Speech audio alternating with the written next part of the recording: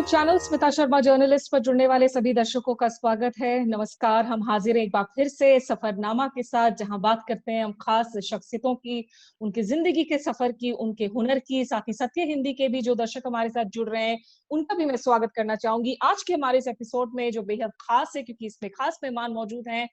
अनुभव Sinha, film director और अलग अलग जॉनर की फिल्म्स जिन्होंने बनाई हैं। एक लंबा करियर उनका रहा है। सिर्फ फिल्मों की ही नहीं, उसके पहले अगर हम बात करें तो म्यूजिक एल्बम्स की डायरेक्शंस हो, टीवी सीरियल्स की बात हो, और फिल्मों की भी अगर हम जॉनर्स की बात करें, तुम बिन से लेकर आज मुल्क, आर्टिकल 15, थप्पड़ तक का जो सफर है वो बेहद ही दिलचस्प है और बहुत कुछ सिखाने वाला भी है। अनुभव सिन्हा, बहुत शुक्रिया आपका मेरे साथ सफरनामा में जुड़ने के लिए। बहुत शुक्रिया मुझे यहाँ बुलाने के लिए, इतना खूबसूरत इंट्रोडक्शन देने के लिए। तो ये आपकी जो करियर ग्राफ है वो अपने आप में ही इतनी दिलचस्प है और इतनी डाइवर्स है कि जाहिर सी बात है शब्द कम आवारा पड़ते हैं। आवारा करियर ग्राफ है मेरा।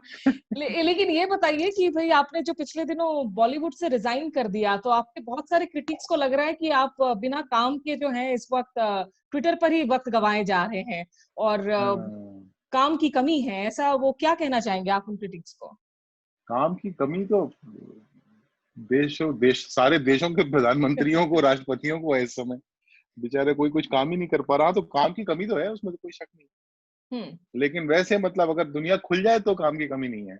हम्म। तो नहीं, बट वो तो मतलब वो क्या है ना कि जब तक आप उनके मन की ना बोलो हम्म। तो वो लोग तो कुछ नाराज ही रहते हैं, तो कुछ भी कह सकते हैं फिर उनकी बातें सराखों पर। वो लेकिन सत्ता में है लोग। मतलब इस वक्त आपकी स्टेटस क्या है जो हम फेसबुक पे डालते हैं? रिलेशनशिप कॉम्प्लिकेटेड, आपका ट्विटर का है कि नॉट फ्रॉम बॉलीवुड। तो इस वक्त बॉलीवुड के साथ जो आपका रिश्ता है वो है क्या इस वक्त? बॉलीवुड का क्या है कि बॉलीवुड कोई ऐसा संस्था तो है नहीं, हम्म। कोई रजिस्टर्ड ऑर्गेनाइजेशन तो है नहीं कि जिसकी आप मेंबरशिप ले सकते हैं, आप जिसकी आप मेंबरशिप से आप रिजाइन कर सकते हैं।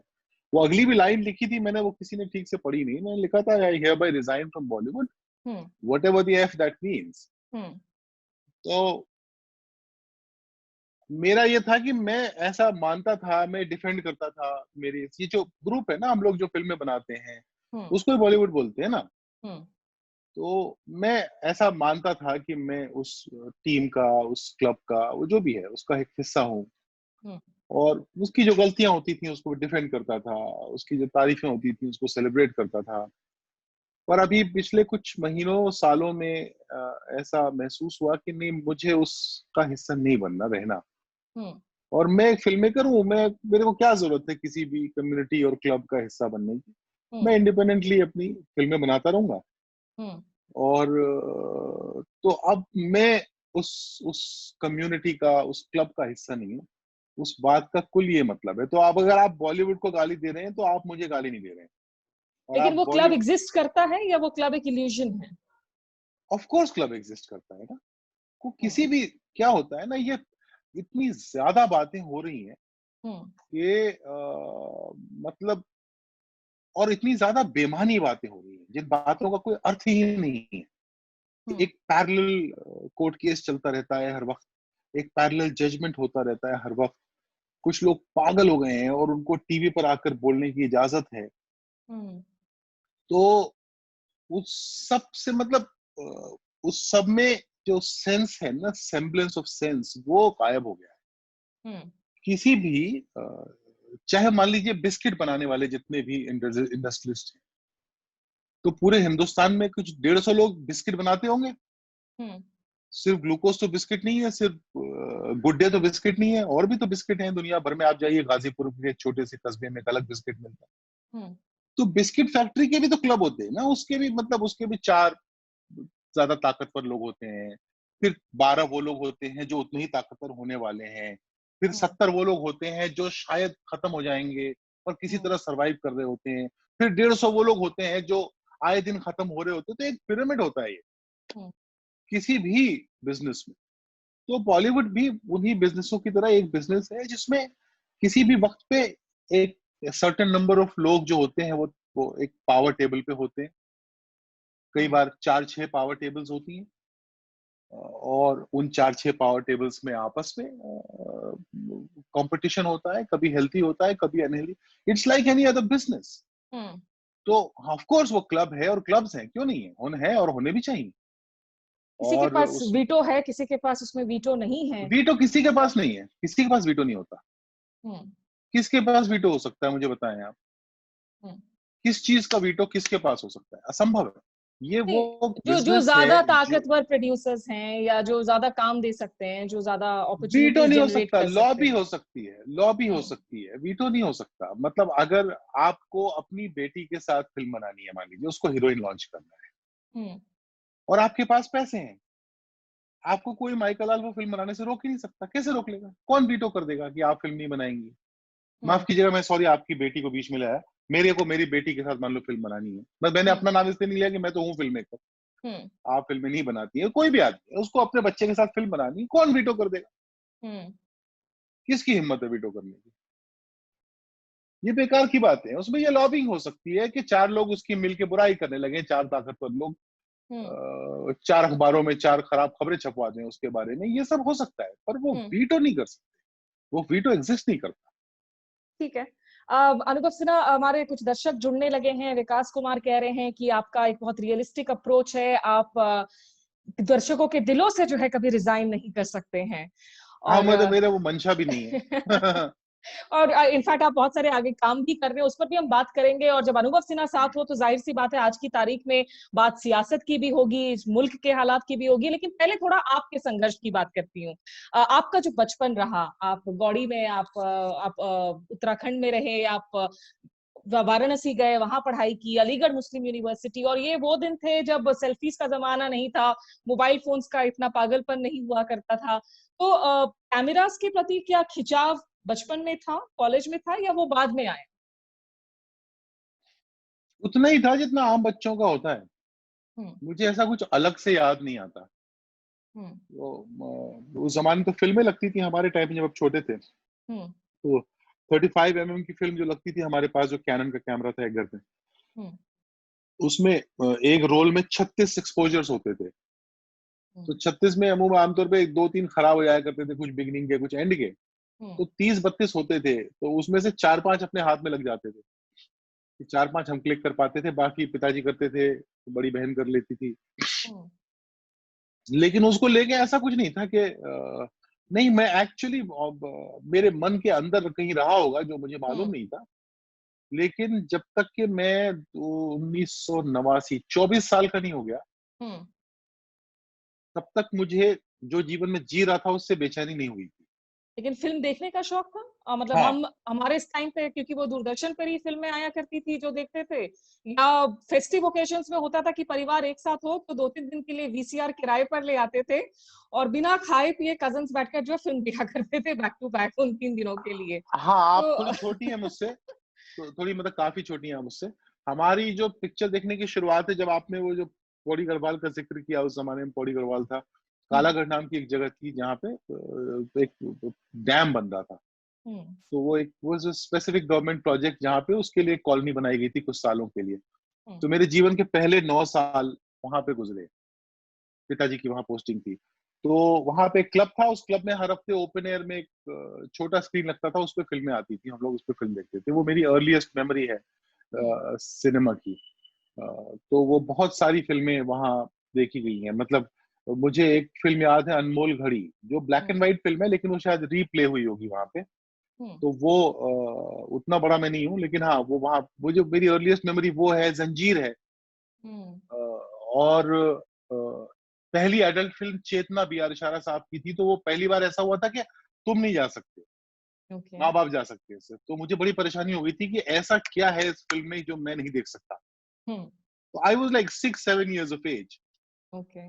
तो आई वॉज वेरी इंट्रीग्ड कि ये एडल्ट फिल्म क्या होती है, मैं क्यों नहीं देख सकता। So that's one I remember.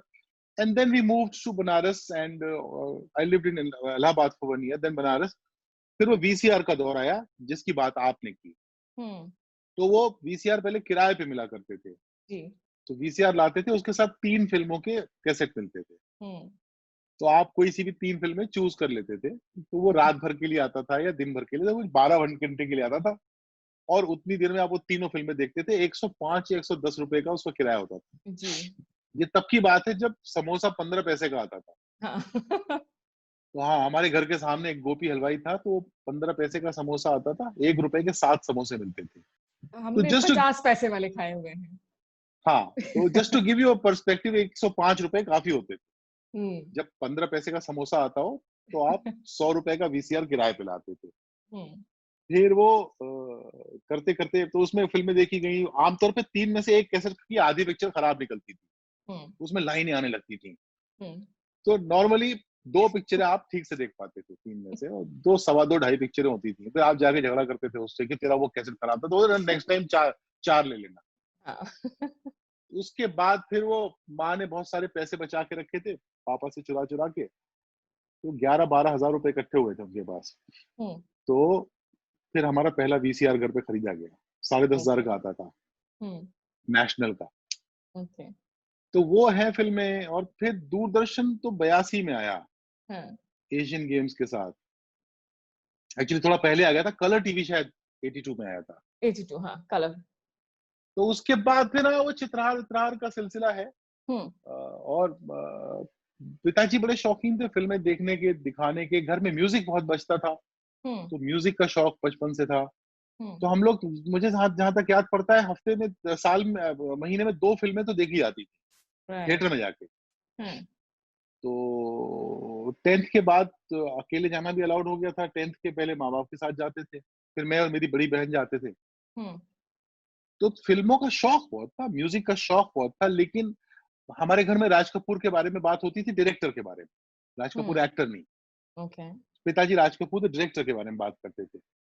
तो विमल रॉय के बारे में बात होती थी, हम्म। बासु चैटर्जी के बारे में बात होती थी, बाकी ऐसे निर्देशकों के बारे में बात होती थी। लेकिन ये कभी हमारे घर में डिस्कशन नहीं हुआ, जब हम छोटे थे या जब हम टीनेज भी थे, कि ये एक करियर ऑप्शन हमारे लिए है। हम्म। हम्म। तो फिर इसीलिए मैं, इंजीनियरिंग का जो करियर ऑप्शन था, मतलब वो बेसिकली माँ बाप ने हाँ वो चुना तो आपके ये, लिए फिर? ऑफ कोर्स, मतलब हम्म। वो उन्होंने भी मुझे चुन के बताया नहीं।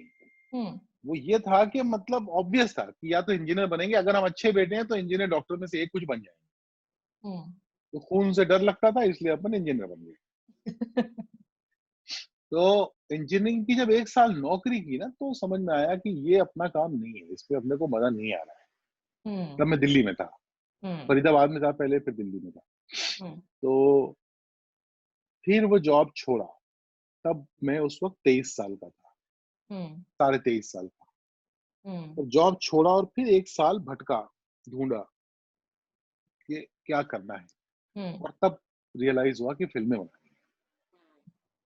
तो आप जब फिर आप, मुंबई मुंबई गए, और हालांकि 1994 में आपने असिस्टेंट डायरेक्टर के तौर पर जो है काम करना शुरू किया पंकज नहीं नहीं नहीं, कन्हालकर के साथ। 91 में, हम्म।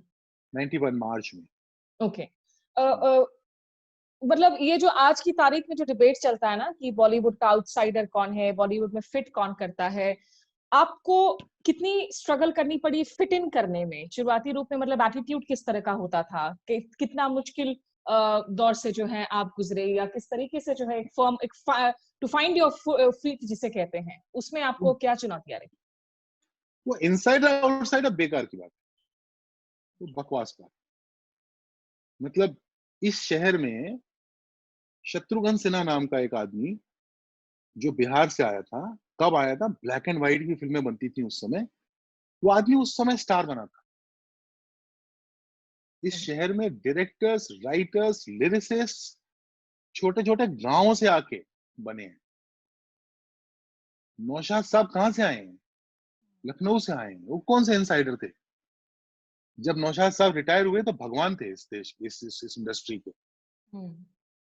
तो ये जो बातें करते हैं ये लोग, और क्या होता है, ये सारी बातें होती है ना, वो अपने बारे में करने के लिए होती हैं कि हम आउटसाइडर, हम आउटसाइडर, हम outsider, look at me, look at me. ये बेकार की बातें हैं, ऐसा कुछ नहीं होता। ये जो होता है वो ये है, इट्स एज फॉलोज। सी, हम्म।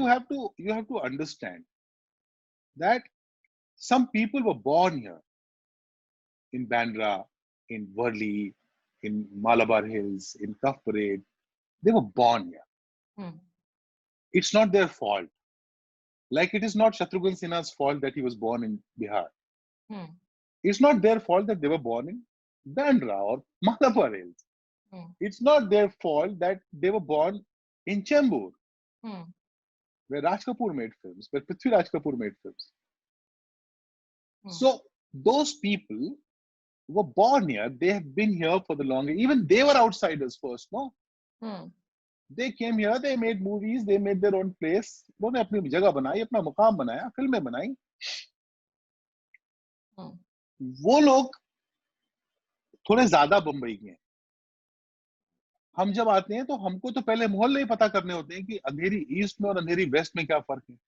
हमारे फोन के अंदर हमारी डायरी में नंबर ही कुल 4 थे, और वो जो बांद्रा में पैदा हुआ उसकी डायरी में 150 नंबर थे, जिनको वो फोन कर भी सकता था. हम तो उनको फोन कर भी नहीं सकते थे. पता नहीं लोग उठाएंगे भी कि नहीं उठाएंगे, अनुभव सिन्हा से बात करेंगे कि नहीं करेंगे, जस्ट बिकॉज मैं स्ट्रेंजर था.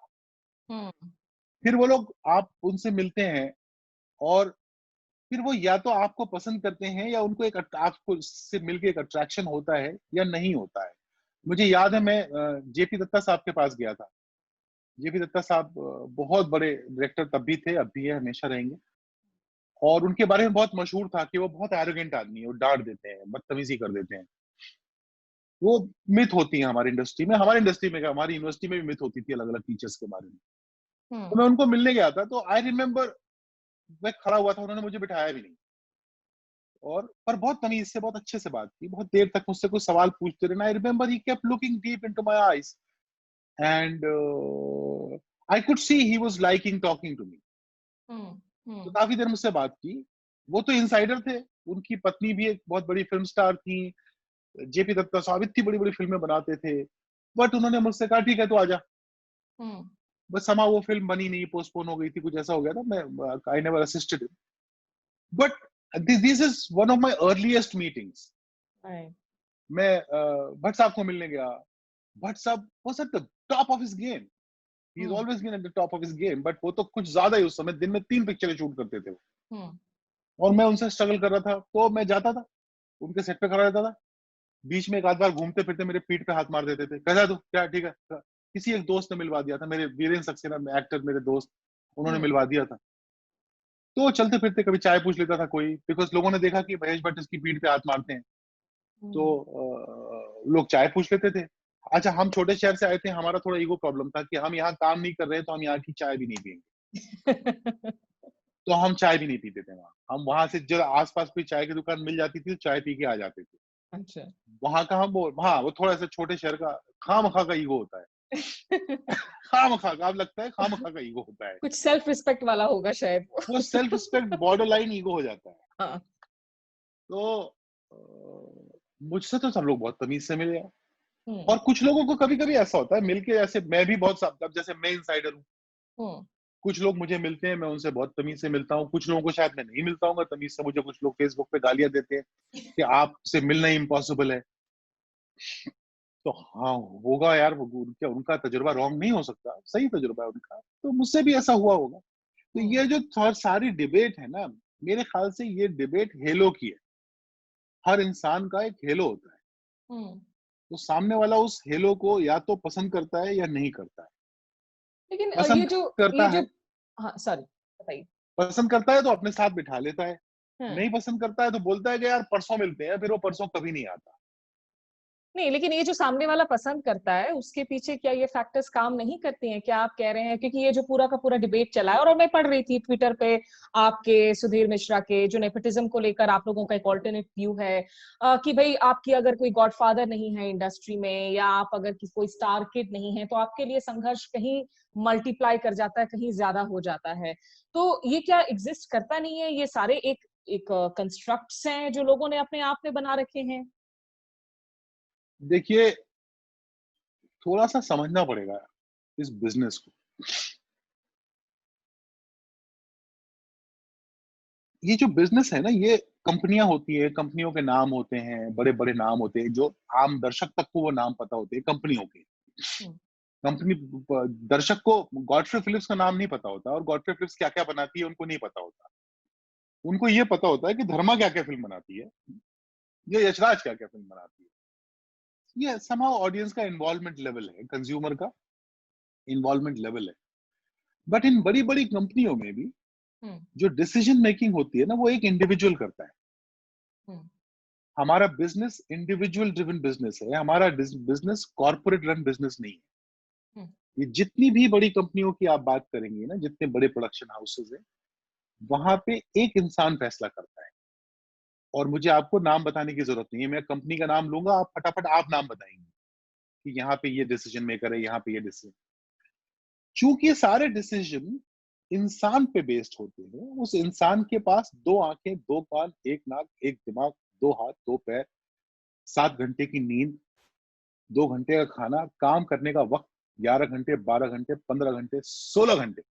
हम्म, उस 16 घंटों में वो 25 लोगों के साथ नाइस हो सकता है और 12 के साथ नहीं हो सकता, वो भी इंसान है। हम्म, तो वो 12 लोग जिनके साथ वो नाइस होने की उसके पास शायद एनर्जी ही नहीं होती है, हम्म, उसको आप किसी भी भाषा में उसका अनुवाद कर सकते हैं। हम्म, आप उसका नेपोटिज्म की भाषा में अनुवाद कर लीजिए, आप उसका एरोगेंस की भाषा में अनुवाद कर लीजिए, आप उसका बदतमीजी की भाषा में अनुवाद कर लीजिए, जो चाहे कर लीजिए। एक इंसान एक दिन में 25 लोगों के साथ ही सौहार्द से मिल सकता है। अजनबियों की बात कर रहा हूं, हम्म, बाकी जो उसके जीवन का, उसके काम का हिस्सा है, उनकी बात नहीं कर रहा। हम्म, 25, 12, 3, 2, हर आदमी की अलग अलग सामर्थ्य होती है। हम्म, उसमें क्या होता है, कई मर्तबा लोग जो होते हैं ना, वो उस रिजेक्शन का इंटरप्रिटेशन गलत भाषाओं में करते हैं। ओके, जैसे मैं आपको एक एग्जांपल देता हूँ। हम्म, मैं मेरी ऑफिस से उतरता था, तो मैं रात को कभी 10 बजे उतर रहा हूँ, कभी 9 बजे उतर रहा हूँ, कभी 11 बजे उतर रहा हूँ।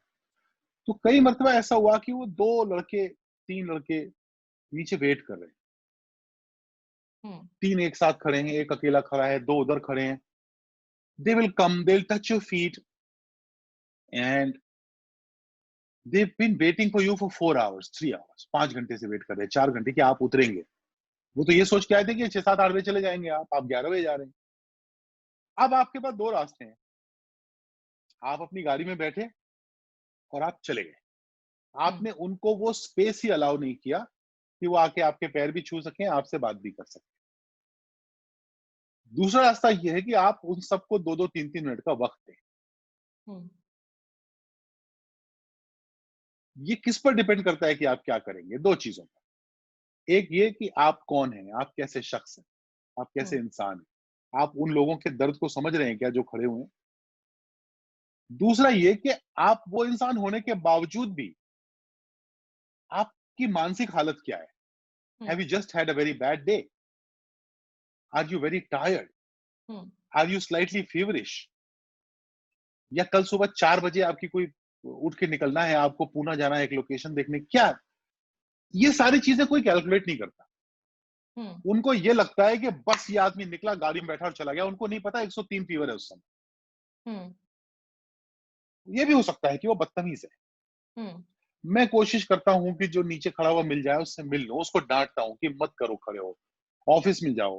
हम्म, वो सही कहते हैं कि सर ऑफिस में जाते हैं तो आपसे मिलने नहीं दिया जाता। हम्म, मिलने क्यों नहीं दिया जाता? क्योंकि आप बिजी होते हैं। तो अब मैंने पिछले 2 साल में 4 फिल्में बनाई, तो 4 फिल्में हम्म, बनाने में वक्त लगा होगा ना। हम्म। अब उसको जिनसे मैं नहीं मिल सका, वो उसको ये सब बातें पता नहीं है। नहीं, लेकिन अनुभव सिफारिशें, क्योंकि नेपोटिज्म, मैं ये नहीं कह रही हूँ कि वो हम सब बॉलीवुड के प्रिज्म से देखे। आज नेपोटिज्म की बात करते हैं, वो राजनीति में है। डिनेस्टी एक तरीके से जो लेगेसी है वो बहुत सारे प्रोफेशंस में पास ऑन किया जाता है। लेकिन सिफारिशों का दौर किस हद तक चलता है? आज जिस तरह की लड़ाइयां, आज इतनी टैलेंटेड एक्टर्स हैं, लेकिन जब वो आपस में लड़ती हैं, एक तापसी बनाम कंगना की लड़ाई दिखाई देती है, एक डायरेक्टर बनाम दूसरे डायरेक्टर की लड़ाई दिखती है, और खास करके सुशांत सिंह राजपूत के मौत के बाद जो कुछ नजारा देखने को मिल रहा है, क्या उससे कुछ इंट्रोस्पेक्शन, कुछ बातों को एक्सेप्ट करने का भी वक्त है, या उस पर आप क्या देखेंगे कि आगे का रास्ता क्या है? देखिए, सिफारिशी फोन तो आते हैं, वो गॉडफ्री फिलिप्स में भी आते हैं, वो ग्लैक्सो में भी आते हैं, वो बॉलीवुड में भी आते हैं। मेरा जितना परिवार है, एक्सटेंडेड परिवार पकड़ के, उस सबको ये बहुत क्लियरली मालूम है कि अनुभव से ये बोलना नहीं कि मेरे को शाहरुख खान के साथ फोटो खिंचवा दो, क्योंकि अनुभव शाहरुख खान को नहीं बोलेगा। क्लैरिटी है। मेरे सेट पे आ जाओ, मैं अगर शाहरुख के साथ शूट कर रहा हूँ या मैं अगर आयुष्मान के साथ शूट कर रहा हूँ, मैं बता दूंगा ये मेरे कजिन है या मेरा दोस्त है। उसके बाद आपका रिश्ता बनता है आयुष्मान से, तो आप बोल दीजिएगा कि सर मुझे फोटो खिंचानी है, मैं नहीं बोलूंगा। हम्म।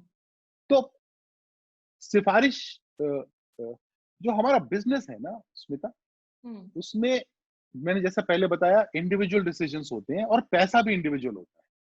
मैं भले किसी से उधार लेके फिल्म बनाऊं, किसी दोस्त के पैसे से फिल्म बनाऊं, लेकिन उसकी जिम्मेदारी मेरे सर पे होती है। हम्म। तो आपका रिश्ता मुझसे कुछ भी हो, आप किसी भी किरदार को मेरे ऊपर फोर्स नहीं कर सकते। ना कहने वाला करता है कभी हम्म। कि नहीं यार अनुभव इसको हीरो ले ले यार, मेरी अगली पिक्चर मेरे बेटे को लॉन्च कर यार तू मेरे बेटे, ये कोई नहीं कहता। हम्म। मेरे अच्छे से अच्छे दोस्त, अगर उनको आप मेरे पास उनको असिस्टेंट भी लगाना हो ना, हम्म। तो बहुत दबे स्वर में बोलते हैं, यार अनुभव बेटा यार वो तेरे साथ काम करना चाह रहा है तो देख लियो यार। हम्म। वो कभी ये नहीं बोलेगा कि तू रख ले उसको, कभी नहीं। हम्म। और हीरो हीरोइन बनाने के लिए तो कोई ऐसे बोलता ही नहीं है, जब तक कि मैं उसमें इंटरेस्टेड नहीं। ओके। तो और मैं ऐसा नहीं बोल रहा कि ये एकदम ही रॉन्ग है, वो भी होता है जहां पे पैसों के कारण, मतलब आपने मुझे पैसे दे दिए और मैंने कहा कि ठीक है मैं आपकी भतीजी के साथ फिल्म बनाता हूँ, ये होता है। हम्म। क्लैक्सो में भी होता है, गॉडफ्रे फिलिप्स में भी होता है कि भाई इसको एजेंसी दे दे औरंगाबाद हम्म। की, हम्म। होता है बहुत पैसे लगते हैं। तो ऐसे हमारी कोई बड़ी यूनिक इंडस्ट्री नहीं। Sorry Godfrey Phillips, sorry Glaxo, नाम यूज कर रहा हूँ, वैसे आपको मैं एडवर्टाइजिंग भी कर रहा हूँ आपकी। तो हाँ। अच्छा, लेकिन अनुभव ये बताइए कि जब आप थोड़ा सा रिवाइंड करें, आप जब इंडस्ट्री में जब आपकी एंट्री हुई और उसके बाद खैर मुझे बाय द वे ये नहीं पता था, ये हाल में पता चला कि दरअसल सोनू निगम के म्यूजिक एल्बम्स भी आपने डायरेक्ट किए हुए थे। और ज्यादातर मुझे हाँ दीवाना और पर जब फिल्मों का सिलसिला शुरू हुआ, मतलब आज तुम बिन को 19 साल हो चुके हैं, और एक किसी इंटरव्यू में आपने जिस तरीके से कहा कि रावण के बाद जो आप के आपके खिलाफ इतनी सारी क्रिटिसिज्म हुई, इतना कुछ बुरा लिखा गया, तो आप लगभग 5 साल तक आप डरते रहे कोई नया प्रोजेक्ट करने से, कोई नई फिल्म बनाने से। क्या आज की तारीख में अनुभव सिन्हा ज्यादा अकोमोडेटिव है टू क्रिटिसिज्म्स? क्योंकि आज तो सोशल मीडिया के दौर में और कहीं ज्यादा क्रिटिसिज्म्स होती हैं, एम्पलीफाई हो जाती हैं वो आवाजें। हाँ, उम्र से थोड़ी समझदारी तो आती है, उम्र से थोड़ा संयम भी आता है। हम्म। और 2011 में जब रावण रिलीज हुई थी, तो I was on top of the world, मैं शाहरुख खान का डायरेक्टर था, मैंने उस वक्त तक की सबसे महंगी फिल्म बनाई थी। तो एक मन में अजीब सा कॉन्फिडेंस और एरोगेंस भी रहा होगा, तो हम्म। आहत भी ज्यादा हुआ था। हम्म। और मुझे ये पता था मेरे बैक ऑफ द माइंड को कि मैंने उतनी अच्छी फिल्म नहीं बनाई जितनी मैं बनाना चाहता था। तो उस बात से मैं नाराज भी रहा होऊंगा, डरा भी रहा होऊंगा। हम्म। और मतलब जो मैं बार बार बोलता हूँ कि वो फिल्म मुझसे बहुत बड़ी थी, हम्म। और कोई भी फिल्म डायरेक्टर से बड़ी नहीं हो सकती। जिस दिन वो फिल्म डायरेक्टर से बड़ी हो जाएगी ना, उस दिन वो फिल्म खराब हो जाएगी। हम्म। फिल्म को डायरेक्टर के नीचे ही रहना पड़ेगा। पिक्चर बनने के बाद डायरेक्टर से बड़ी हो जाती है, सबसे बड़ी हो जाती है। हम्म। तुमबिन को 19 साल हो गए, अब तुमबिन मुझसे बहुत बड़ी एंटिटी है, बनाई मैंने। हम्म। लेकिन तुमबिन, कितने लोग ऐसे हैं जो तुमबिन को जानते हैं, अनुभव सिन्हा को नहीं जानते? हम्म। कितने लोग ऐसे हैं जो अनुभव सिन्हा को भी जानते थे, तुमबिन को भी जानते थे, उनको ये नहीं पता था कि अनुभव सिन्हा ने तुमबिन बनाई थी? तो वो फिल्म इतनी बड़ी है, हम्म। अब वो अनुभव सिन्हा के हाथ में नहीं आने वाली। हम्म। बनने के समय तक फिल्म को डायरेक्टर से छोटा रहना पड़ेगा। वो हम्म। मेरे साथ नहीं हुआ। मैंने फिल्म को मुझसे बड़ा हो जाने दिया, और मुझसे बड़ा नहीं, मुझसे बहुत बड़ा। मैंने उस फिल्म को आसमान हो जाने दिया, हम्म। और फिर वो मेरे हाथ से निकल गई। तो फिर मैं अजीब से बहुत मिक्स्ड इमोशंस में था उस समय। हम्म। नाराज भी था, दुखी भी था, हर्ट भी था, रेस्टलेस भी था, हेल्पलेस भी था। बहुत बहुत ज्यादा बहुत तरह के इमोशंस। तो उस वक्त इंडस्ट्री में आपके दोस्त कौन थे? इंडस्ट्री में क्या सही में मतलब अच्छे आप जैसा कहते हैं कि आज की तारीख में बहुत सारे डायरेक्टर्स हैं जो आप आपस में, आपको नहीं लगता है कि आप कॉम्पिटिटर्स हैं, आप को एग्जिस्ट करते हैं, हैप्पीली कोएग्जिस्ट करते हैं। लेकिन जहां तक रिश्तों की बात आती है, गहराई की बात आती है, दोस्ती की बात आती है, सुशांत सिंह राजपूत पहले ऐसे यंग एक्टर नहीं है जिनके सुसाइड की खबर आई है। हालांकि आज इसके बाद आज जो टीवी डिबेट्स देखने को मिल रहा है वो कहीं ज्यादा जो है बहुत अगली है, डिवाइसिव है।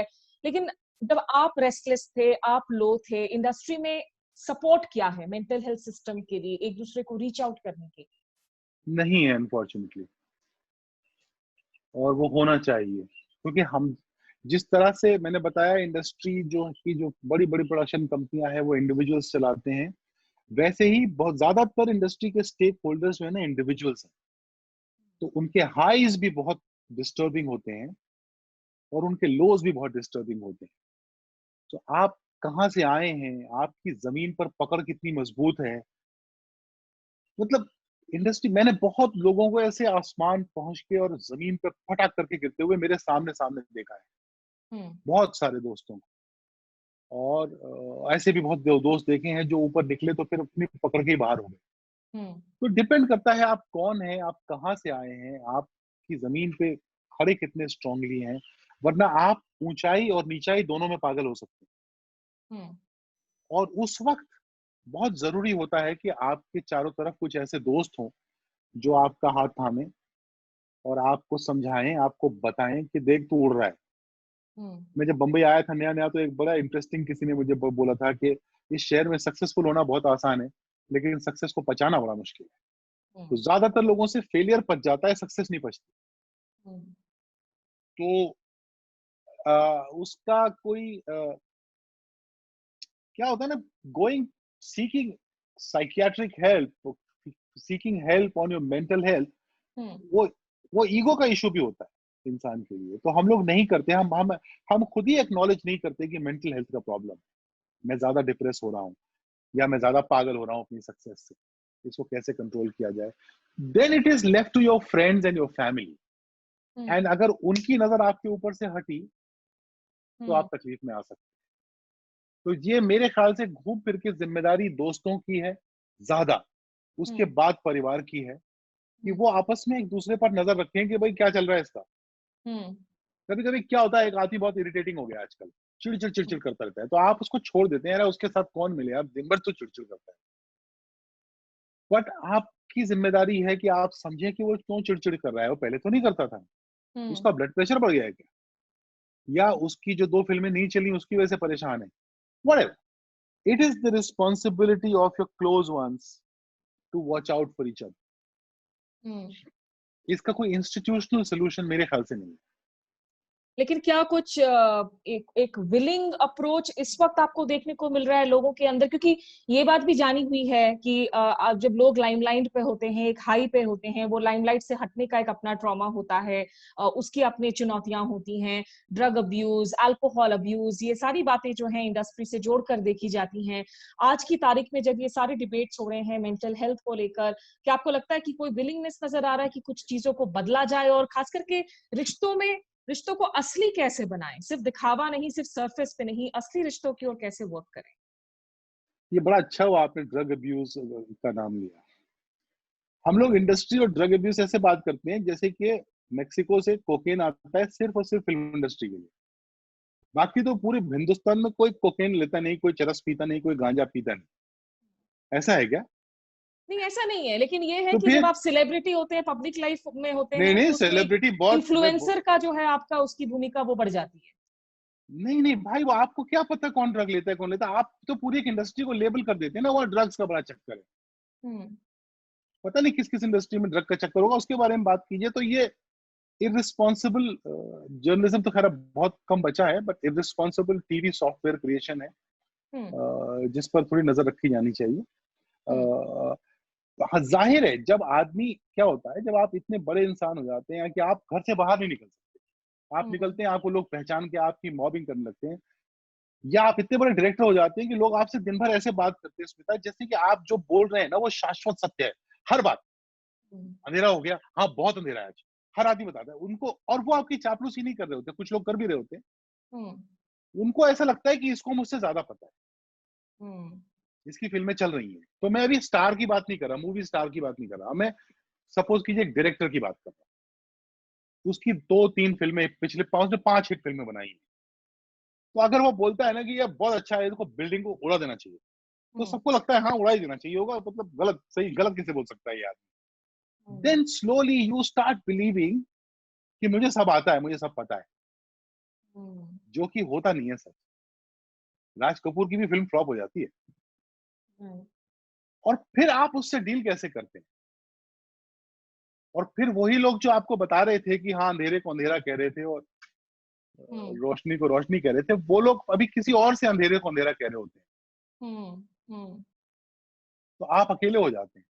हम्म, और फिर आप उससे डील कैसे करते हैं? आप संन्यास ले सकते हैं, हिमालय पे जा सकते हैं, आप ड्रग्स ले सकते हैं, आप शराब पीना शुरू कर सकते हैं, या मैंने जो किया जीवन में 3 बार मेरे साथ ऐसा हुआ है कि मैं खत्म हो गया, हम्म, तो फिर मैं काम करना शुरू करता हूँ, मेहनत करना शुरू करता हूँ। तो एक वो हम्म, रास्ता होता है कि मैं पागल हो जाता हूँ, मैं 24 घंटे काम करता हूँ। राइट, जब भी मैं फेल होता हूँ हम्म, और जब भी मैं सक्सेसफुल होता हूँ, हम्म, दोनों का मेरे पास एक ही तोड़ है। हम्म, सक्सेसफुल हुआ तो मतलब इससे ज्यादा, अब इससे बेहतर काम करना है। हम्म, तो लास्ट टाइम इतनी मेहनत की थी, अब इससे ज्यादा करनी पड़ेगी, मर गए। तो उसमें और लग जाता हूँ। और जब मैं खत्म हो गया था कैश के बाद, हम्म, तो मैं पागल हो गया था, मैं दिन भर बैठ के लिखता था, मैं कितनी स्क्रिप्ट लिख डाली और वो फेंक दी, पर लिखता रहा, लिखता रहा, लिखता रहा, लिखता रहा, लिखता रहा, देखता रहा, फिल्में देखता था, लिखता था। ये वो जगह है जहाँ बैठ के मैं सारी लिखाई करता हूँ, जहाँ पे आपसे बात कर रहा हूँ, बस यहीं बैठ जाता हूँ, दिन के 18 घंटे यहाँ बैठा रहता राइट, हूँ। नहीं मैं तो मैं अलग अलग इंसान अलग अलग तरीके से डील करता है।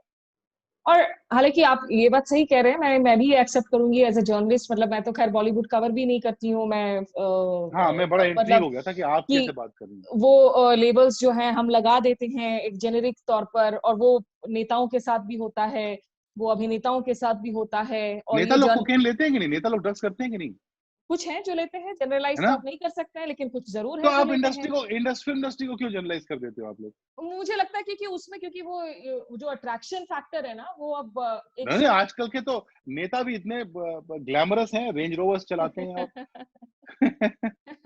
खैर, नेताओं की बात जब आपने छेड़ी है, तो अब जो आपकी कुछ फिल्मों का जिक्र है, शुभम सिन्हा आर्टिकल 15 के आपके अनुभवों के बारे में जानना चाह रहे हैं, पॉलिटिकल डायमेंशंस को लेकर। टिम है ट्विटर पर, वो पूछ रहे हैं कि when can we see another movie like Article 15। और समीर एक सवाल पूछ रहे हैं कि अभी का जो माहौल है देखकर आपको क्या स्टोरी बनाने में कोई दिक्कत आ रही है या नहीं, शायद पॉलिटिकल सेंसरशिप या जो जिस तरीके का माहौल है। और आपने काफी सारे इंटरव्यूज में जिक्र किया कि कैसे खास करके 2012-13 के बाद आपके अंदर एक गुस्सा, एक गुस्से वाली जो बात जागने लगी थी, जिसको आपने चैनलाइज किया अपने जॉनर को चेंज करके एक सोशल मैसेज को कम्युनिकेट करने के लिए। तो इन एक्सपीरियंसेस के बारे में जरा आप बताएं कि क्या मुश्किल था, ये आपको लग रहा था कि मैं जोखिम ले रहा हूँ, करूँ ना करूँ, एक कॉन्फ्लिक्ट था अपने अंदर? नहीं, मैं खतरों को एंटिसिपेट नहीं करने की कोशिश करता, मुझे जो सही लग रहा है वो करता रहता हूँ। And I have been very open and vocal about this. मुझे किसी भी सेंसरशिप का भी सामना नहीं करना। मतलब मेरी तीनों फिल्म, मुल्क, नॉट थप्पड़ उतनी नहीं, मुल्क और आर्टिकल 15 दोनों को लेकर के दोस्तों में, वेल विशर्स में ये चिंता थी कि सेंसरशिप की प्रॉब्लम हो सकती है, पर नहीं, मुझे तो कभी किसी ने कुछ नहीं कहा। ना तो मुझे जब मैं पिक्चर सेंसर में लेके गया तब कोई परेशानी हुई, हम्म, और ना उसके पहले ना उसके बाद। मुझे तो मैंने अपने मन से बनाई, जो फिल्म बनानी थी, जो कहना था वो कहा। इनफैक्ट आर्टिकल 15 के एंड में एक सीन था, हम्म, आपको अगर याद हो तो मैंने पॉलिटिकल पार्टियों के नाम ले लिए थे। हम्म, कमल का नाम ले लिया था, पंजे का नाम, सब कर लिया था। वो मैंने ऐसे ही शूट किया था, मुझे शूट करते हुए मालूम था कि ये शायद लीगली ही अलाउ नहीं होगा, हम्म, पर वो इतना अच्छा सीन बन गया। और मैं सेंसर को फिल्म दिखाई तो उन्होंने भी कुछ नहीं कहा। फिर मैंने रिलीज कर दी तो किसी पार्टी ने मेरे को बुरा नहीं माना, हम्म, तो हो गया वो। सेंसर ने, यकीन मानिए, मुझसे कुछ नहीं कहा उस सीन के बारे में, जबकि मैं श्योर था कि ये सीन तो निकलवा ही देंगे लोग। हम्म, हम्म, तो नहीं, मुझे इस किस्म की किसी भी तकलीफ का सामना नहीं करना पड़ा, मैं झूठ नहीं बोलूंगा। हालांकि मैं बहुत आलोचना करता हूँ सरकार की, हम्म, और आलोचना भी उसी की जाती है जिससे आप ये कह रहे होते हैं कि भाई थोड़ा बेहतर कीजिए। हम्म। तो मतलब मुझे लगता है वो मेरा कर्तव्य है, हम्म। न सिर्फ मेरा अधिकार है, हम्म। मेरा कर्तव्य है आलोचना करना। जिस प्रकार की मेरी ऑडियंस का कर्तव्य और अधिकार है मेरी फिल्मों की आलोचना करना। तो एक दर्शक है जबार सिंह, वो पूछ रहे हैं कि अनुभव सिन्हा के क्या प्रधानमंत्री से वैचारिक मुद्दों से मतभेद है या पर्सनल दिक्कत है, उनका विरोध करते हैं? प्रधानमंत्री को पता ही नहीं मैं कौन हूँ, मतलब मैं उनसे क्या मतभेद रखूंगा, इतने बड़े आदमी है वो, कुछ भी बोलते हैं लोग। हम्म। आज तक आप मेरे मुंह से ना कभी प्रधानमंत्री के ट्विटर पे भी नाम नहीं सुनेंगे आप। हम्म। वो प्रधानमंत्री यार 130 करोड़ लोगों के, हम्म। मैं कभी एक कमरे में उनके साथ नहीं रहा हूँ, कमरा तो छोड़ दीजिए, एक मैदान में नहीं रहा हूँ उनके साथ और पता नहीं कभी रहूंगा कि नहीं। हम्म। तो लोग इतना मुझे सीरियसली न लिया जाए, मेरे सरकार से मतभेद रहते हैं।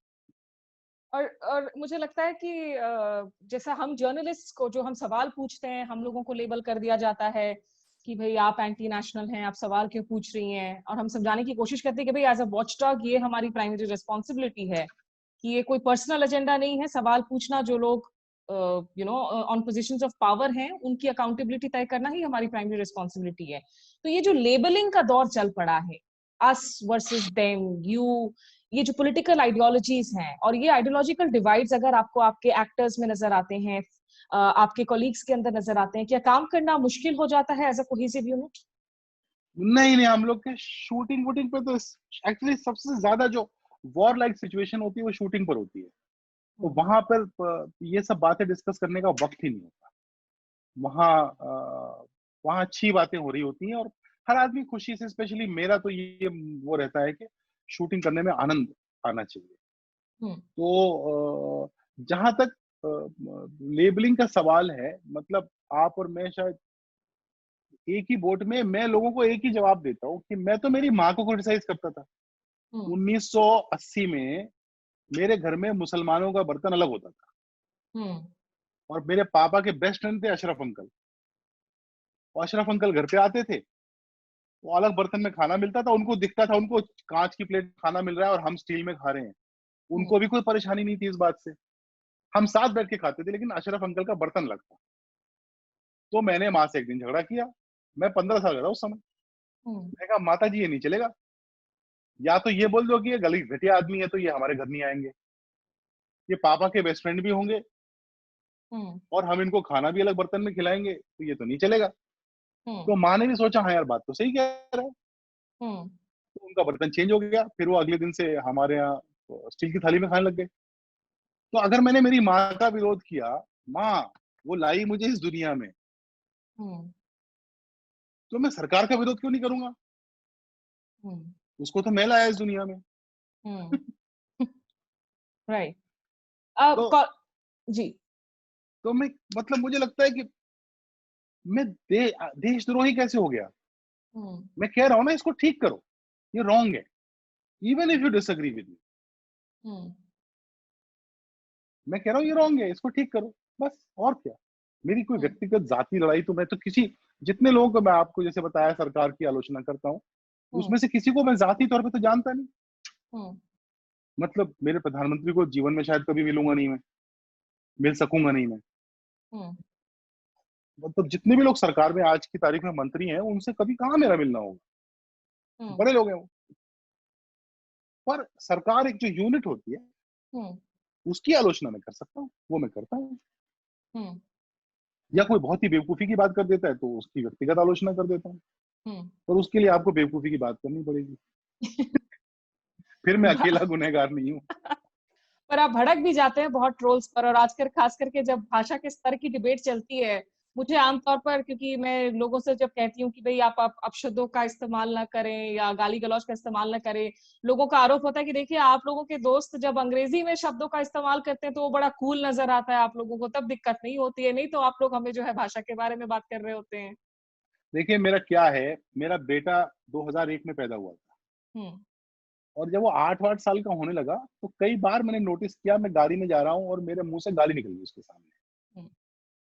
तो मुझे थोड़ा ऑड लगता था, मैं बहुत गाली बकता हूँ, मतलब मैं बचपन से, फिर अलीगढ़ में, मैं जिंदगी में गालियां बकता। हम्म। अब वो कहाँ से आया मुझे पता नहीं, मेरे पिताजी ने जीवन में कभी गाली नहीं बकी है। और मेरा बेटा गाली के एकदम सख्त अगेंस्ट है, but he doesn't mind me abusing. मैं हूँ गाली बकता हूँ, अब मैं क्या करूँ? तो मैंने एक दिन क्या किया, मैंने उसको 8 साल की उम्र में मैंने उसको बिठाया, उसकी माँ मुझसे नाराज हो गई, बोली कोई बच्चों से बात करने वाली बात है, 8 साल का बच्चा है। मैंने उसको बताया, मैं कहा देखो बेटा पापा गाली बकता है ना, इस गाली का ये मतलब है। मैंने उसको बहन की गाली बताई, मैंने उसको माँ की गाली बताई, तो मैंने कहा देखो इसका ये मतलब होता है, इसका ये मतलब होता है, लेकिन जब हम ये कह रहे होते हैं तो हमारा ये मतलब नहीं होता है, हम किसी की बहन के साथ वैसा करने वाले हैं ऐसा हमारा मतलब नहीं होता, ये एक शब्द है, इसका कोई अर्थ नहीं। तो बोला वो बेचारा देखता रहा, वो 8 साल का बच्चा, वो घबरा गया, बाप बैठ के मुझसे क्या बातें कर रहा है। तो बहरहाल now he is 18 and now we are at peace with it, he knows that I am abusive and he forgives me for that. जिस दिन मुझे वो बोल देगा आप पक्का करो, मैं अपना बंद कर दूंगा। पर कम से कम वैसे ही मैंने क्या वैसे कोशिश ही मैंने करते नहीं, हैं आप कि नहीं कम से कम जो मैं उसे कम कर दूं, क्योंकि एक बिल्कुल रिस्पॉन्सिबिलिटी हो जाती है ना अब। क्यों। सामने वाला भाई अब हमारे साथ बातचीत में, मैं सड़क में जानती नहीं वो बंदा इस तरह की गालियां, मैं ये नहीं कह रही हूँ, अब आपने जैसा एक्सप्लेनेशन दिया, वो बंदा भी कह सकता है कि भाई मेरा इंटेंशन ऐसा नहीं है, मैं तो बस वो बोल रहा हूँ। देखिए मैं लिहाज तो करता हूँ, मैं महिलाओं के सामने कोशिश करता हूँ कि गालियां ना बकूं, हम्म मतलब पूरे सेट पे शायद पूरी शूटिंग में शायद एक बार ऐसा हो जाता होगा कि गुस्से में महिलाओं के सामने गाली निकल गई, हम्म तो उस मामले में सेक्सिस्ट हूँ कि हम्म मैं महिलाओं के सामने नहीं बकता गाली। अब हमारा सेक्सिज्म भी तो सदियों पुराना है ना, हमारी खून में है, हम्म तो लिहाज करता हूँ। और मैं ऐसे और हर जगह नहीं बकता हूँ गाली, दोस्त हम्म यारों के बीच में गाली बकता हूँ, कभी गुस्से में गाड़ी चलाते हुए किसी को गाली बक देता हूँ, मतलब हम्म अपनी गाड़ी के अंदर, उसको सुनाई नहीं देता। तो वो मैंने ट्विटर पे भी लिख दिया है, हम्म मेरे प्रोफाइल में लिखा है कि समटाइम्स अब्यूसिव। हम्म फिर एक आध बार ट्वीट भी कर दिया है कि देखिए मैं थोड़ा अब्यूसिव आदमी हूँ, मुझे अनफॉलो कर दीजिए, आपको बर्दाश्त नहीं है। मुझे जब बहुत गुस्सा आता है तो मेरे मुंह से गाली निकल जाती है, अच्छा। तो मुझे माफ कर दीजिए या हम्म मुझे छोड़ दीजिए। हम्म तो ज्यादातर लोगों ने, पता नहीं मुझे किसी ने अनफॉलो किया हो तो किया हो, मैं नहीं जानता, हम्म लेकिन ज्यादातर लोगों ने ये बोला नहीं नहीं तुम बको, कोई टेंशन नहीं। तो मैं ऐसा ही हूँ। चलिए, खैर हमारी उसमें पोजीशंस अलग हो सकती है, आपको अनफॉलो भी नहीं करूंगी लेकिन वो पसंद भी नहीं करूंगी कि जो है जिसको मैं हम आपसे हाथ जोड़ के माफी मांगता नहीं।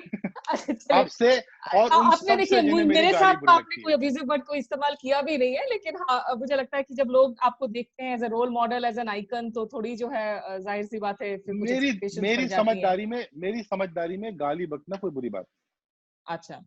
हाँ, तो अगर आप मुझे एज अ रोल मॉडल, मैं क्या करता हूँ, हम्म मैं गरीबों के साथ क्या करता हूँ, मैं डिप्राइव लोगों के साथ क्या करता हूँ, मैं मेरे असिस्टेंट के साथ कैसे बिहेव करता हूँ, वो सीखिए मुझसे। राइट। हम्म आप सिर्फ गाली से क्यों तोल रहे हैं मुझे? वो मेरी हम्म भाषा है। वो तो काशीनाथ सिंह के उपन्यास का हम्म पहला पन्ना शुरू होता है ऐसी गाली से जो मैं देता नहीं लोगों के सामने।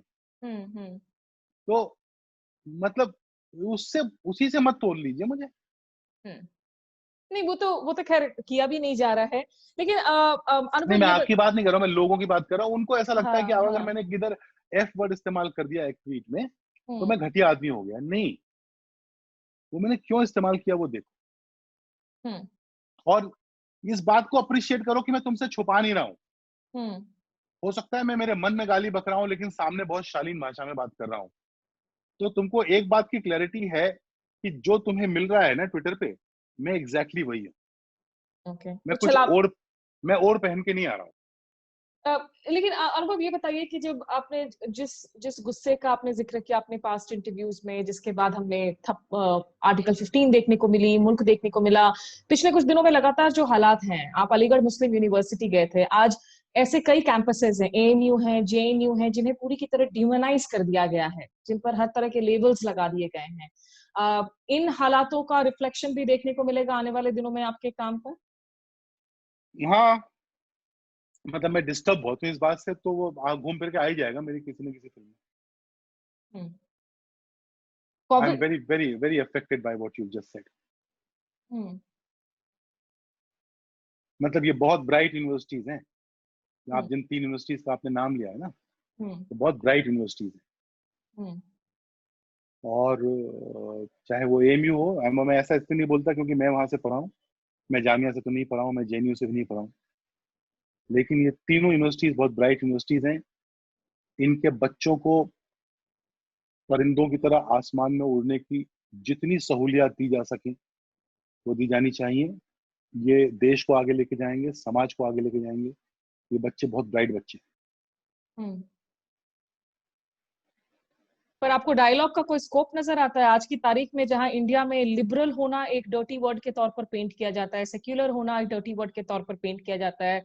क्या आपको लगता है कि यहाँ पे गलतियां लिबरल्स खुद कर रहे हैं?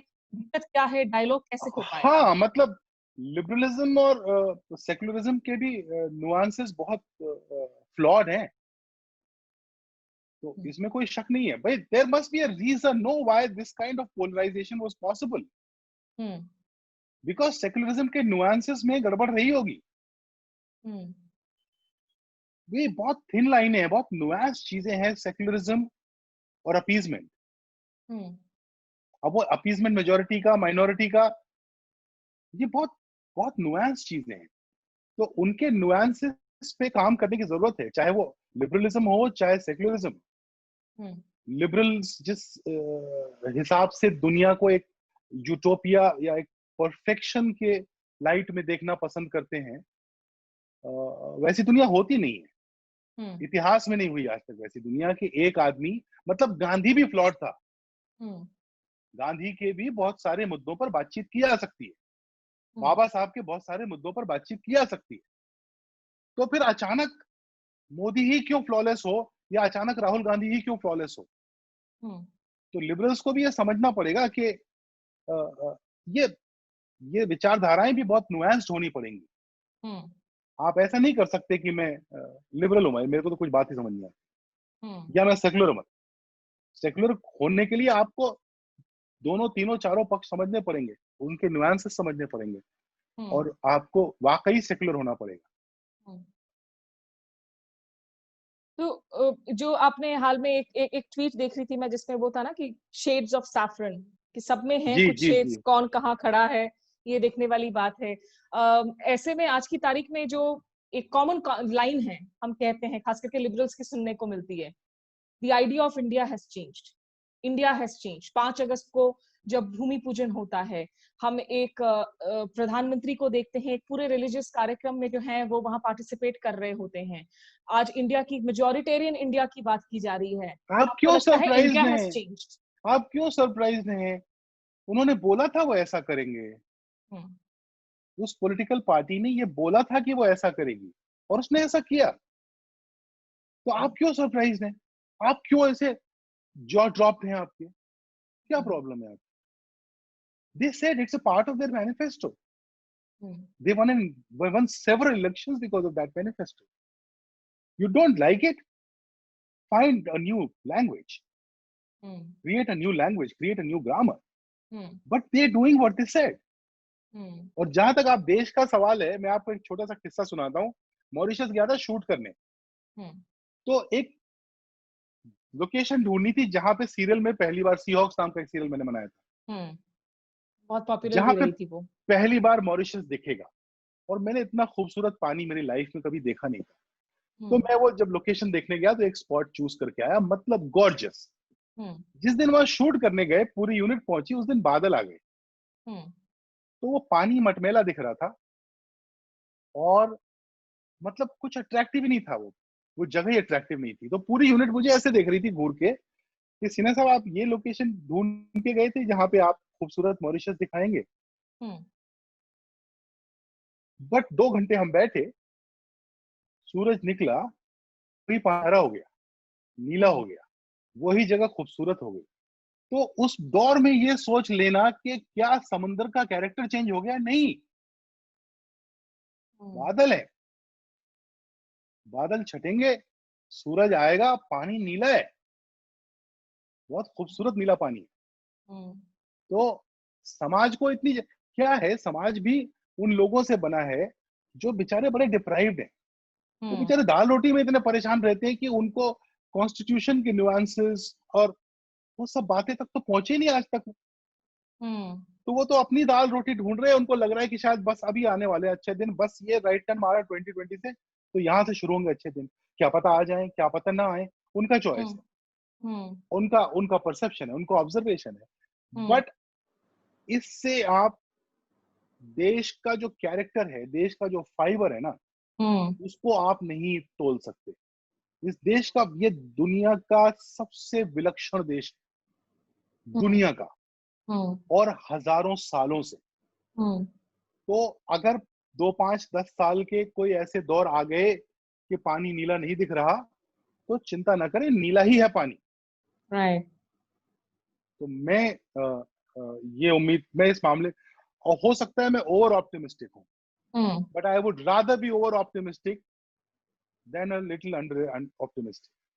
ओके, चलिए आखिरी बस कुछ ही मिनट और बाकी रह गए इस शो के लिए अनुभव, लेकिन एक हालांकि सवाल ये, आप अपने कॉलेज में रहते हुए क्या कभी आप स्टूडेंट मूवमेंट या किसी पॉलिटिकल मूवमेंट का कभी हिस्सा बने? ना ना, फ्यूचर में भी नहीं बनूंगा। नहीं नहीं नहीं, वो अपना काम नहीं है। अपना काम है पिक्चर बनाना, अपना है। काम है विरोध करना, बस। तीसरा कोई काम नहीं है। अच्छा। हाँ, मतलब अब तो 2, 4 दोस्त भी हो गए हैं राजनीति में, तो उनको भी खुले आम सड़क पर ही गाली देता हूँ अगर कुछ 19-20 करते हैं, नहीं तो फोन करके गाली देता हूँ कि ये क्या किया आपने, राइट। और मैं विरोध करूंगा। तो वो मेरा काम है, वो करूंगा। फिल्में बनाना मुझे आता है थोड़ा बहुत, अभी आना ऐसे, अभी सीखना शुरू हुआ है। अच्छा। तो वो 2, 4, 5 साल में थोड़ा बेहतर सीख लूंगा शायद, तो वो करूंगा, वो अच्छे से कर लूं, उतना काफी है। नहीं भाई, आंदोलन आंदोलन अपना काम नहीं है।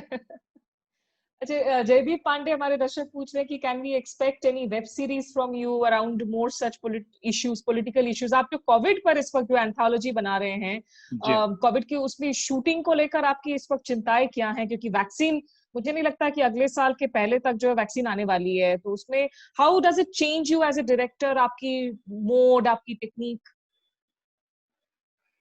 तो आज मैं इंटरव्यू देख रहा था उसका, शोमा आनंद ने, शोमा चौधरी, सॉरी, शोमा हम्म। चौधरी ने किया आदर के साथ। हम्म। वो देख रहा था मैं, तो उसमें आदर की बात सुन के ऐसा लगा कि बॉस निकल लो, अब काम वाम शुरू करो, हम्म। वैक्सीन आती रहेगी। तो मैं थोड़ा सा, मेरा आज सोचने का नजरिया चेंज हुआ है है। कि वो कह रहा है ठीक है, आ जाएगी वैक्सीन, आ जाएगी, मतलब ठीक है, थोड़े ज्यादा लोग मर रहे हैं फ्लू से, है। लेकिन ठीक है, ऐसे कोई बहुत ज्यादा परेशान मत होइए। सो a guy who deals with epidemics, pandemics all hmm. his life, hmm. he's saying it's okay, don't panic. Right. तो मुझे लगता है ऐसा कि अब थोड़े समय में, अब जैसे कल अक्षय कुमार चले गए शूटिंग करने, तो कहीं स्कॉटलैंड या लंदन गए शायद, है। और फिर मैं सुन रहा हूँ 2, 4 फिल्मों की शूटिंग, वेब सीरीज, टीवी, सब काम कर ही रहे। है। सो मे बी वो ही आगे का रास्ता है। है। तो फिर हमको भी थोड़ा सा हिम्मत, मैं तो 5 महीने से निकला नहीं घर से बाहर, पिछले है। 2, 3 हफ्तों से हफ्ते में एक बार दफ्तर जाता हूँ। मेरा दफ्तर जो है सड़क के ठीक उस पार है, है। मतलब पैदल जा सकता हूँ, हालांकि जाता नहीं हूँ पैदल। तो हफ्ते में एक बार जाने बैठना शुरू किया है, 2, 3 घंटे बैठता हूँ, फिर आ जाता हूँ, just for a change. Right. तो अब मुझे लगता है ऐसा हिम्मत बांध के निकलना तो पड़ेगा ही। हम्म। और वो जो वेब सीरीज वाले साहब थे, हम्म। उनको बोलिए हाँ, वो भी बनाई जाएगी। क्या और ज्यादातर जो टोन एंड टेनर हैं आपके आने वाले दिनों के स्क्रिप्ट्स के, क्या वो पॉलिटिकल होंगे, कंटेम्परेरी होंगे, या वापस क्यों से ये कुछ? सवाल पूछ रहे हैं? थप्पड़ पॉलिटिकल फिल्म है? हम्म। नहीं है ना? हम्म। कंटेम्परेरी। तो हाँ। कंटेम्प्रेरी है, बट हम्म। पॉलिटिकल तो नहीं थी ना। हम्म। मैं एक्चुअली, मैं अपने लिए ना कोई रास्ता बनाना नहीं चाहता, मैं ना कच्चे रास्ते पे निकला हूँ। हम्म। मुझे जो दिशा अच्छी लगेगी ना, उस तरफ चला जाऊंगा। हमारे लिए भी अच्छा है एज अ दर्शक कि आप जितना ज्यादा जो है आप एक्सपेरिमेंट करें, और जितनी जो है वो हमारे हाँ, लिए तो मैं डाइवर्स कंटेंट। 4, 5 पे काम कर रहा हूँ, हाँ। वो एकदम अलग अलग दुनियाएं हैं। राइट। कोई उनका आपस में लेना देना नहीं है। तो मेरे अच्छा, को पता नहीं मैं कहाँ जा रहा हूँ, क्या बना रहा एक आपने हूँ, अच्छी फिल्में बना रहा हूँ। ट्विटर पे टीज करके रख दिया था, कहा था कि भोजपुरी गाना बनावत हुई कुछ बहुत ही मजेदार, हाँ जल्दी ये सुनाई। हाँ, कब सुनाई? जल्दी सुनाई। यहाँ कोई मतलब आपको टीजर नहीं दे रहे हैं इस शो पे। नहीं, मैंने बहुत समय से मेरा मन है कि वो जब मैं बड़ा हो रहा था ना, हाँ। तो भोजपुरी संगीत और भोजपुरी फिल्में हम्म। दोनों बहुत सम्मानित विधाएं थी। हम्म। और वो मेरे देखते देखते भोजपुरी संगीत तो खत्म ही हो गया, हम्म। मतलब वो इतना ज्यादा गलीज हो गया, और भोजपुरी फिल्में बननी बंद हो गई। हम्म। और मुझे ये बात पिछले 3, 4, 5 साल से परेशान कर रही है कि मुझे भोजपुरी के लिए कुछ करना है। मुझे भोजपुरी म्यूजिक के लिए कुछ करना है, मुझे भोजपुरी फिल्मों के लिए कुछ करना है, मेरी सामर्थ्य में जो भी है। और ये बहुत सारे मेरे भोजपुरी के एक्टर्स दोस्त हैं, उनसे ही बात, वो कहते कर तू कर, बोल क्या करना है, कर कर। तो किसी भी दिन मतलब म्यूजिक पे तो मैं एक स्ट्रक्चर तरीके से काम शुरू कर दिया है मैंने। वो आप जल्दी मतलब 1 आध महीने के अंदर ही देख लेंगे आप। लेकिन फिल्म पे भी एक दिन एक ऐसी कुछ एक सेरेंडिपिटस मुलाकात होगी हम 3-4 दोस्तों की, और हम उस दिन कुछ पक जाएगा और हम कुछ शुरू कर देंगे। पर मुझे ये रिटायर होने से पहले ये 2 काम करने हैं। अभी रिटायरमेंट में बहुत टाइम है वैसे। अभी बहुत टाइम है, अभी क्या रिटायरमेंट की बात कर रहे हैं। राजीव कुमार नाथ कह रहे हैं कि सर कुछ वाराणसी की पृष्ठभूमि पर भी जो है बनाए, हालांकि आपकी तो मतलब मुल्क वहां पर आपने शूट भी की थी और वहां का ये भी लिया था। वाराणसी की कहानी शूट मैंने लखनऊ में की थी। लखनऊ में की थी और वाराणसी में 2-3 दिन आपने शायद शूट की थी। हाँ, कहानी बनारस की थी वो, मतलब मैंने लखनऊ को बनारस बोला था। हाँ हाँ। आखिरी सवाल ऐसे में अभी ना, ये आपके जो दोस्त हैं सारे वो बड़े कहते रहते हैं कि आपकी कुकिंग की तारीफें करते हैं, कुकिंग के साथ आप एक्सपेरिमेंट करते हैं। कोविड ने कोई एक चीज आपके अंदर, आपकी पर्सनालिटी में जो बदल कर रख दी हो, और क्या कुकिंग को एक्सपेरिमेंट्स करने का ज्यादा वक्त मिला इस दौरान? मार्च अप्रैल 2 महीने में मिला था। फिर अचानक मेरे भाई ने, छोटे भाई ने मुझे एक दिन वेइंग मशीन पे खड़ा कर दिया। उसके बाद से मैंने खाना बनाना बंद कर दिया। तो अब जो रूखा सूखा मिल जाता है वो खा लेता हूँ। मैं कुछ 107 किलो का हो गया था अप्रैल में, तो मैं डर गया। तो अभी मैंने खाने का, क्योंकि हम लोग का ना यूपी बिहार का खाना इतना ज्यादा रिच खाना है ना, एक्चुअली हिंदुस्तानी खाना इन जनरल, राजस्थान का खाना कौन सा कम है, और पंजाब का खाना बाप रे बाप। महाराष्ट्र में फिर भी थोड़ा ऐसा संभला हुआ खाना है in terms of health. Right. नहीं तो बट नहीं, खाना अभी नहीं कर रहा, अभी अब एकदम कुछ नहीं। देन नाप तोल के खाता हूँ थोड़ा सा ऐसा, उसको डाइटिंग तो नहीं बोल सकते, लेकिन ऐसा I am watching my food. But what is it that COVID has changed about you as a person? I've become more spiritual. Success has lost a lot of its meaning for me now. I'm not as desperate for success, and I'm as desperate about love and affection and admiration. But the financial conversion of it, the material conversion of it, is not something that I'm as desperate about. वो वैसे भी थोड़ा सा हो गया था मेरे साथ। ये बहुत ही इम्पोर्टेंट और एक आई थिंक ब्यूटीफुल थॉट भी है for people to ponder upon. और आप जब अनुभव सिन्हा सामने हो तो जाहिर सी बात है बहुत सारी बातें होती है करने के लिए, लेकिन वक्त अब खत्म हो चुका है।